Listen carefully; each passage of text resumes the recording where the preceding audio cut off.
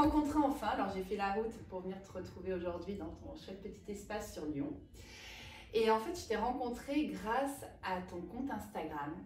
J'ai littéralement eu un coup de cœur. Alors pour le contenu, et on va discuter un petit peu de ton activité aujourd'hui, mais également sur la forme, parce que dans la manière dont tu transmets les clés, les conseils, tu t'es retrouvée peut-être? Et je me suis retrouvée, beaucoup. Donc, en tout cas, c'était voilà, un petit coup de cœur. On va attaquer par la question habituelle, je ne sais pas si tu la connais, des enquêtes d'amour. Je ne sais pas si tu l'as préparée. Allez, on y go. Ouais. Et bien, Caroline, pour toi, c'est quoi l'amour? Et puis je rajouterai, qu'est-ce qui t'a amené à mettre l'amour au cœur de ton métier? Alors, ce sujet de l'amour, qu'est-ce qu'on met derrière? Finalement, en fait, moi j'ai appris depuis peu ce qu'on mettait derrière ce mot amour. L'amour inconditionnel, l'amour vrai, l'amour véritable. Parce qu'avant, je vivais avec l'amour conditionnel. Je t'aime si tu me fais ça. Je t'aime si tu me donnes ça. Si tu m'envoies ce texto, si tu me dis je t'aime. Donc en fait, c'était toujours l'amour avec le si derrière. Et je voulais aller à la rencontre de le mot l'amour véritable. Voilà, comme beaucoup de filles, on est sur Disney, les films romantiques, la jolie robe de princesse, et du coup, voilà, moi aussi je voulais connaître ce vrai mot, enfin l'amour véritable. Et donc aujourd'hui, s'il fallait donner une définition, pour moi c'est l'amour libre. On met beaucoup de choses derrière libre, et en fait c'est aimer l'autre librement tel qu'il est, avec authenticité. Voilà, si je te résume ça. Tu t'en sors plutôt bien, on va pouvoir continuer avec quelques questions. Alors, l'amour, est-ce que l'amour peut faire souffrir? Parce que tu sais, on dit il y a l'amour et il y a la peur, hein, comme sentiment, il y a l'amour, la peur, tu me dis c'est ça. Et quand on est dans l'amour, normalement on n'est pas dans la peur. Ah. Et quand on est dans la peur, l'amour et la peur. Pour moi, c'est impossible. Tu veux pas en fait être de l'amour à la haine. Ça s'appelle. Si tu dis ça, tu es dans une relation passionnelle. Et c'est de la relation qui fait souffrir. Et c'est quand il y a souffrance, c'est de la dépendance. Et on n'est pas dans l'amour véritable. On n'est pas dans l'amour véritable. Ouais. Alors l'amour véritable du Disney, c'est quand même de l'amour véritable ou c'est trompeur? Alors Disney, c'est sympa le début, hein, ils se rencontrent, il y a de l'amour, il y a de l'admiration en plus au début, c'est son prince, que ce soit le prince ou la princesse, on vient te sauver, on vient te libérer. On fait des enfants. En fait, on aurait dû avoir la suite de qu'est-ce qui va se passer. Hein. Parce que c'est un peu ce qui se passe dans chaque rencontre. On est dans la première période, la phase de fusion, la lune de miel. C'est chouette, l'autre finit nos phrases. On a l'impression de se connaître depuis des années. Enfin, je ne sais pas si tu connais cette phase qui est magique et qui est faux. En tout cas, c'est là où on a énormément d'hormones de bonheur et qui fait qu'on a envie de découvrir l'autre. Mais après, il y a cette petite période d'opposition qu'on n'a pas justement avec Disney, où finalement, c'est où t'en es dans ton cheminement et quelles sont les parties de toi non guéries à justement transmuter en amour. Donc grâce à l'autre, tu peux connaître l'amour véritable. Donc que ce soit en couple ou célibataire, et presque en couple, c'est vraiment là où tu peux encore plus... Tu peux grandir, tu peux t'épanouir. Tu peux grandir, forcément, effectivement, tu peux aller sur la souffrance, mais c'est ta souffrance, d'accord? Ce n'est pas, voilà. Après, bien évidemment, quand il y a trop de souffrance, quand on est sur de la violence physique et morale, on se casse, d'accord? Voilà. Mais sinon, si l'autre ne te répond pas à un message parce que ça te fait souffrir, voilà. Ok, donc il y a l'amour Disney, mais il n'y a pas la suite. Et toi, tu interviens un petit peu après. C'est-à-dire quand les personnes se rendent compte qu'au final, elles sont plus dans la peur, dans la souffrance que dans l'amour. En fait, elles n'ont peut-être pas conscience qu'elles sont plus dans l'amour à ce moment-là. Je pense effectivement il y a peu de prise de conscience, et j'espère qu'il y en aura de plus en plus en tout cas. Mais effectivement, quand il y a la peur, plutôt que de réagir par automatisme, on a 3 comportements automatiques. qui sont notre survie, en fait, qui fonctionnent par notre cerveau. Au lieu de fonctionner comme ça, c'est faire un temps de pause. Pourquoi là, je ressens cette angoisse, cette peur? Qu'est-ce que ça vient m'indiquer? Plutôt que d'aller, comme on fait d'habitude, c'est l'autre, ou alors je ne dis rien parce que j'ai peur de me faire larguer. C'est-à-dire, ah stop, je fais un temps, je reviens. Et donc, toi, tu es là pour cette période de pause, quelque part. Mais des personnes qui sont vraiment dans une réelle démarche, quelque part, c'est prendre conscience aussi que quand on est dans une souffrance, on peut s'en sortir, mais parfois en étant aidé et accompagné. En tout cas, pour ma part, moi, je sais que j'ai été accompagnée parce que c'est difficile de justement... c'est comme si tu avais appris à faire du vélo d'un sens et demain, on te demande de pédaler à l'envers. Donc, c'est vraiment difficile. Donc oui, pour le coup, j'ai appelé, je me suis fait accompagner aussi. Et justement, quand je souffre, qu'est-ce que ça vient me dire? Parce que c'est pas la souffrance de l'autre, c'est la mienne. Et du coup, de redevenir responsable de sa souffrance. Plutôt que d'en être victime. Et c'est là que du coup, on peut agir dessus. Parce que sinon, on est dans encore la dépendance à l'autre, à sa manière de fonctionner, à la situation. Alors que là, c'est reprendre un petit peu les rênes. Tu reviens dans l'amour, en fait. C'est ça, tu réincarnes l'amour. Qu'est-ce que ça veut dire? Tu vas justement retravailler sur tes pensées, sur qu'est-ce qui fait que tu as pu penser ça, en fait, avant, je vais y arriver, et de revenir sur le présent en disant, ok, je suis vulnérable et j'ai peur de ça, et de dire à son partenaire, voilà, c'est ça en fait, créer cette intimité. Aujourd'hui, intimité, c'est pas l'acte sexuel, c'est oser être vulnérable et dire, là j'ai peur, à ce moment-là j'ai peur, parce que ça va me réveiller ça. Je suis en train de me maîtriser, mais j'ai peur. Voilà. Et donc le dire que j'ai peur, quelque part, ça te permet de rester dans l'amour. C'est-à-dire de ne pas prendre la peur, de la garder, en fait, tu la libères. Voilà, comme j'ai peur, je ne veux pas montrer que j'ai peur, donc voilà. Et du coup, tu n'es plus dans l'amour. C'est ça. Tu gardes la peur en toi. Ouais. Donc, ok. Alors, tu sais que TWI, tu sais ou tu sais pas, notre spécialité. Ça regardé un petit peu. Donc, le slogan, il va te parler, c'est un oui pour soi, avant tout, pour un oui, pour de belles rencontres, parce que la rencontre amoureuse, elle passe par des rencontres, par une ouverture aussi, quand on se connaît bien soi-même. Et une de nos spécialités, quand même, c'est la rencontre amoureuse. Donc, on va aider des personnes qui sont célibataires à avancer dans leur projet de vie amoureux. Et on se rend compte que parfois, ça bloque. C'est-à-dire les personnes qui viennent nous voir, souvent, c'est des personnes qui, depuis quelques semaines, quelques années, parfois, sentent que ça ne se débloque pas, quoi. Alors, est-ce que, comme ça, tu as quelques éléments à nous apporter pour...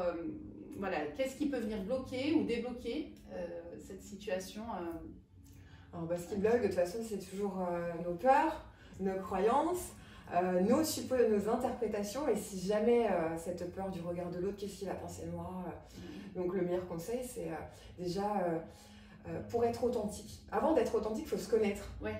Donc, déjà, savoir en quoi... ce qui est aligné avec nous, nos valeurs, qu'est-ce qu'on veut demain, la vision qu'on veut. Moi, je leur dis toujours, ok, dans l'instant T, qui es-tu dans l'instant T? Et qu'est-ce que tu veux dans 5 ans?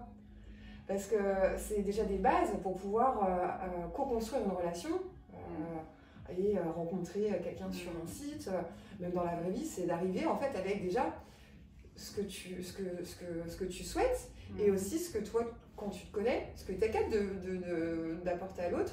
Tes valeurs, tes limites aussi, c'est important, tes limites. Et après, de franchir ses peurs, oser en fait, oser, qu'est-ce qu'il y a? Je dis genre, quel risque?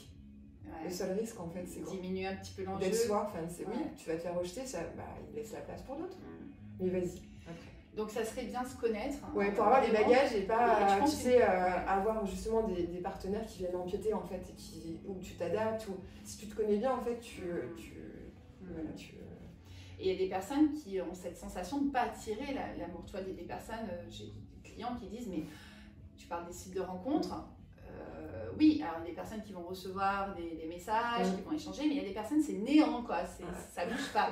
Alors là, est-ce que ça passe justement par la connaissance de soi aussi? Alors moi j'aime bien, c'est ce que je propose en coaching, c'est que je travaille aussi sur les fréquences vibratoires.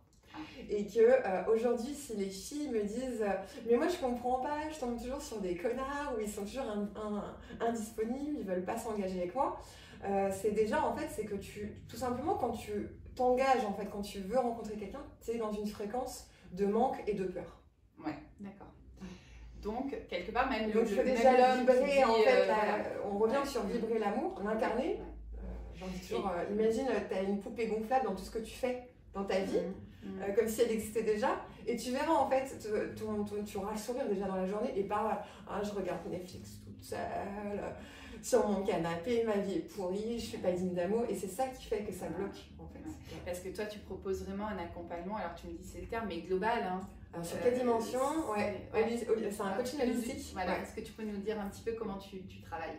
Alors, en fait, on travaille sur à la fois le mental, parce que quand on est dans l'indépendance affective, on est beaucoup sur les émotions. Alors, les émotions, c'est super, mais il faut les stabiliser, les gérer, j'aime pas ça, mais en tout cas, être à l'écoute et les maîtriser. Donc, la tête, le cœur, forcément, l'amour. Et puis le physique, et puis aussi la partie sexualité, c'est ça, et la spiritualité, la fréquence, c'est ça, le pouvoir divin, puis tu incarnes la puissance féminine, et puis tu peux devenir créatrice de ta vie. Donc j'aime beaucoup ce côté-là. Donc on vient pas te voir par exemple pour dire tiens là je rencontre personne, donne-moi 2-3 conseils pour séduire un homme ou une femme. Ça je crois que ça te...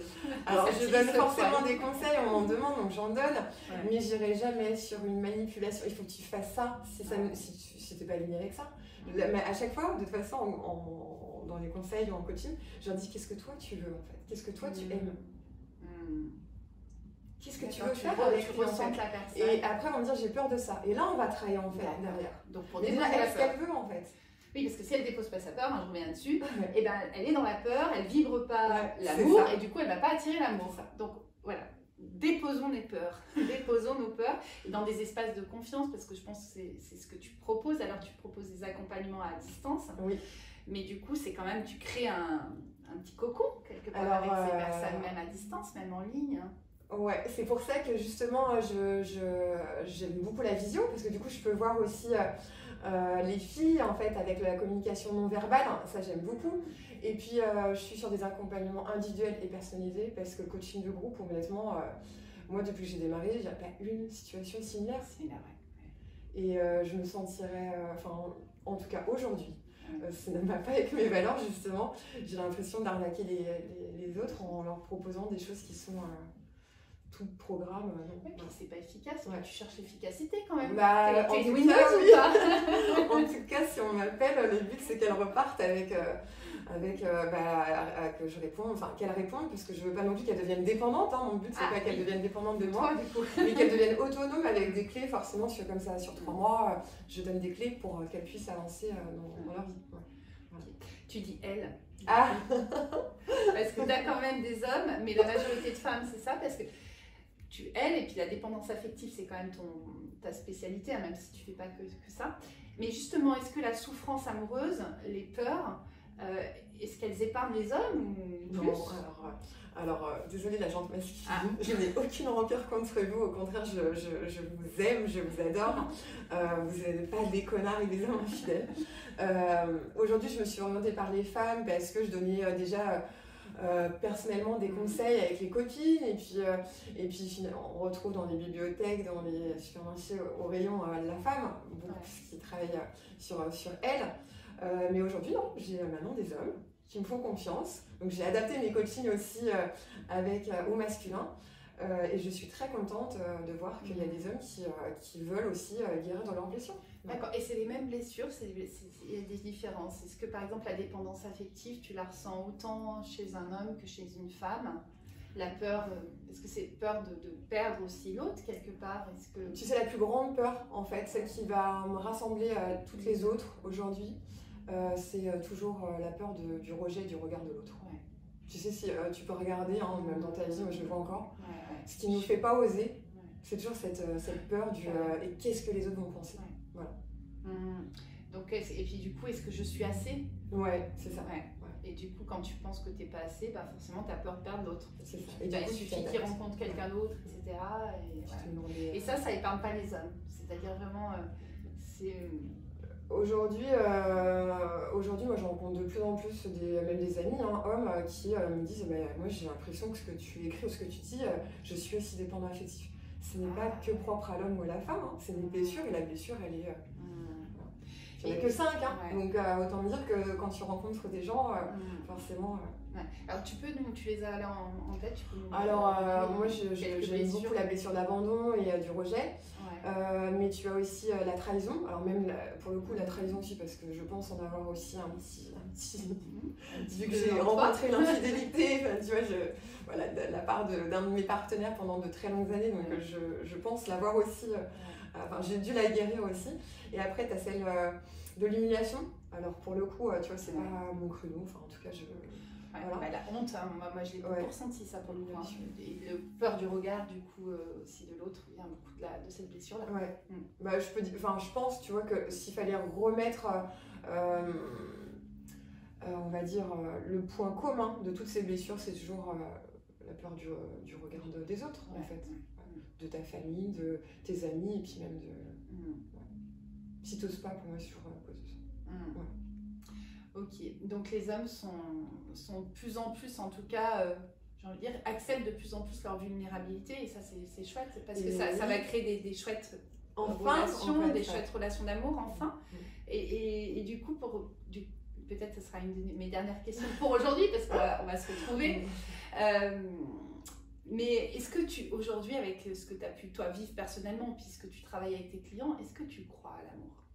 Bien sûr, mais moi je pense en plus que j'ai été une petite mission de vie et que j'ai été née, moi j'adore ce mot, voilà, t'as vu mon appart, là je crois et je souhaite que tous les gens en tout cas connaissent ça, l'amour de soi, parce que quand tu sais ce que c'est que je m'aime, ça y est, en fait tu te dis ah ouais c'est ça, c'est kiffant, c'est trop bien, quoi.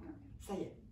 Voilà. Je comprends pourquoi j'ai eu un peu. Et après, du coup, tu as envie de partager avec les autres. Donc, forcément, d'aimer. Et tu attires, du coup. C'est ça. Bon, écoute, c'est pour ça que je disais, je crois avoir compris pourquoi j'ai eu le coup de foudre quand je t'ai découvert sur ton. Tu m'aimes ?